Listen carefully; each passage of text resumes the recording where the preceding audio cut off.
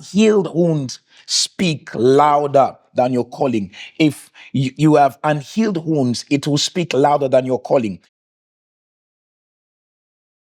I'm going to guide you into a few truths about healing before assignment.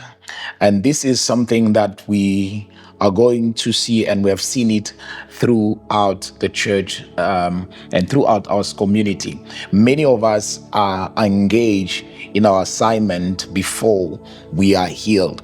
It is super important that we all recognize that in order for us to be effective in what the assignment that God has given us, we need to be intentional about our healing. Now, there are a few truths that I want to line up on that will help us understand and will help us in our daily life as we are accepting the call of God, as we are engaging into what God has called us to become.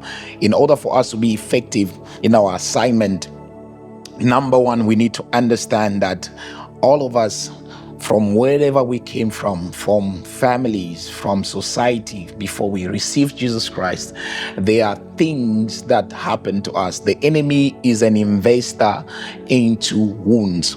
Now, wounds are caused by disappointment, rejection, by different things that happen to us. It may be the loss of a mother, the loss of a father, the loss of a brother. It may be caused by different things. But what we need to understand is that those wounds need attention. And when we do not pay attention to those wounds, we will find ourselves that those wounds become an investment that the devil has made to deviate us from our assignment. Even if consciously we know by the prophetic that we are called, we know that this is what God has called us to do, we know that this direction is a direction that we need to go. God has called me in ministry, God has called me in the prophetic, God has called me in different level, in the business even, different sectors that we may be called by God. But it's important that we recognize that the wounds that we have suffered from, we need to attend to those wounds, because if we do not attend to those wounds, there are few things that I'm going to highlight that we are going to experience. Number one, when you do not attend to the wounds, the number one thing that you're going to experience is that you will end up sabotage what God has called you to do. The sabotaging comes by you may in your mind think that what you do is exactly what God has called you to do, but you are acting through the pain of the past. You've been aligned according, so your view, your specs is through the lenses of the pain and the wounds of the past.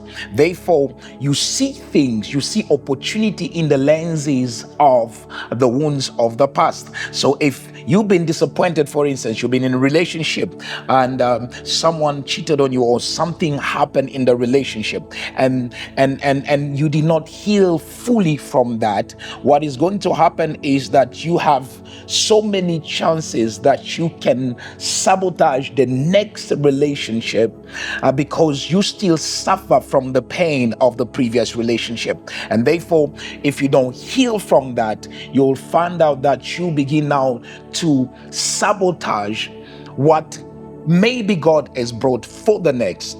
And therefore, it is important to do what? It is important for us to deal with our wound.